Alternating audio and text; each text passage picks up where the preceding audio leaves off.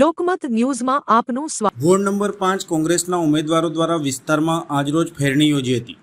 26મી તારીખે યોજાનાર વડોદરા મહાનગરપાલિકાની ચૂંટણીને હવે ગણતરીના દિવસો બાકી રહ્યા છે, ત્યારે વોર્ડ નંબર 5 કોંગ્રેસના ઉમેદવાર કિરણ કાપડિયા, મેહુલ કહાર, રીનાબેન પટેલ, ધર્મિષ્ઠાબેન પરમાર દ્વારા આજરોજ મતક્ષેત્ર વિસ્તારમાં ફેરણીનું આયોજન કરવામાં આવ્યું હતું। ઉમેદવાર કિરણ કાપડિયા દ્વારા જણાવ્યું હતું કે આજે ફેરણીનો 11મો દિવસ છે। અમે લોકોને મળી રહ્યા છે, લોકોની સમસ્યા જાણી રહ્યા છે। ગઈકાલની ઘટના સંદર્ભે તેઓએ જણાવ્યું હતું કે ભારતીય જનતા પાર્ટીના લોકો જ્યારે વિસ્તારમાં મળવા જાય છે ત્યારે લોકો એમને પ્રશ્નો પૂછી રહ્યા છે કે 5 વર્ષમાં શું કામ કર્યા છે। લોકો વિવિધ પ્રશ્નો પૂછી રહ્યા છે, ત્યારે ભારતીય જનતા પાર્ટીના કાર્યકર્તાઓ વિસ્તારના જે રહીશો છે તેમના ઉપર હાથાપાઈ કરે છે। વિસ્તારના પ્રશ્નો અંગે અગાઉ પણ રજૂઆતો કરી હોય અને નિરાકરણ ન આવતું હોય તો લોકો પ્રશ્નો તો પૂછે ખરા જ ને।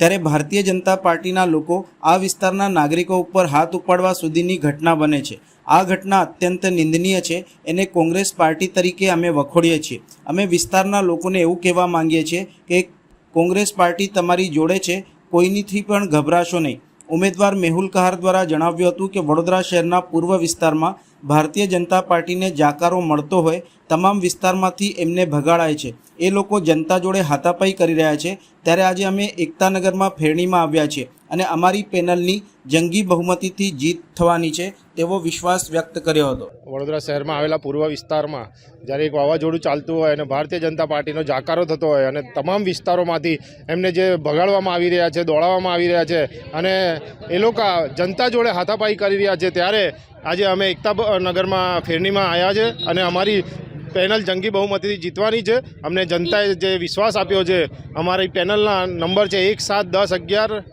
કિરણભાઈ કાપડિયા, રીનાબેન પટેલ, ધર્મિષ્ઠાબેન પરમાર અને મેહુલભાઈ કહાર। અમે ચોક્કસ જંગી બહુમતીથી જીતવાના છે। આજે 11મો દિવસે ફેરણીનો અમે બધા લોકોને વિસ્તારમાં મળી રહ્યા છે, લોકોની સમસ્યાઓ જાણી રહ્યા છે। ગઈકાલની જે ઘટના બની એ વસ્તુ એવી છે કે એ ઘટનાની અંદર જ્યારે ભારતીય જનતા પાર્ટીના લોકો જ્યારે લોકોને મળવા જાય છે ત્યારે લોકો જ્યારે અમને પ્રશ્ન પૂછી રહ્યા છે, ભાઈ તમે છેલ્લા 5 વર્ષની અંદર શું કામ કર્યા છે, લોકો ભ્રષ્ટાચાર જે કર્યા છે એનો પ્રશ્નો પૂછી રહ્યા છે, ત્યારે ભારતીય જનતા પાર્ટીના કાર્યકર્તાઓ વિસ્તારના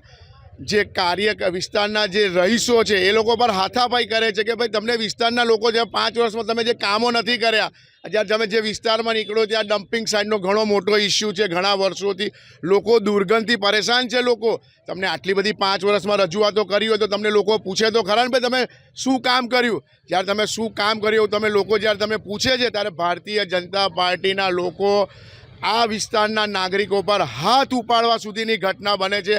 આ ઘટના અત્યંત નિંદનીય છે, એને કોંગ્રેસ પાર્ટી તરીકે અમે એને વખોડીએ છીએ। અમે વિસ્તારના લોકોને એવું કહેવા માગીએ છીએ કે કોંગ્રેસ પાર્ટી તમારી જોડે છે, આવા કોઈ બી લુખ્ખા તત્વોથી તમે ગભરાશો નહીં, અમે તમારી જોડે છે। ગમે ત્યારે અમને ફોન કરજો, અમે આવીને ઊભા રહીશું।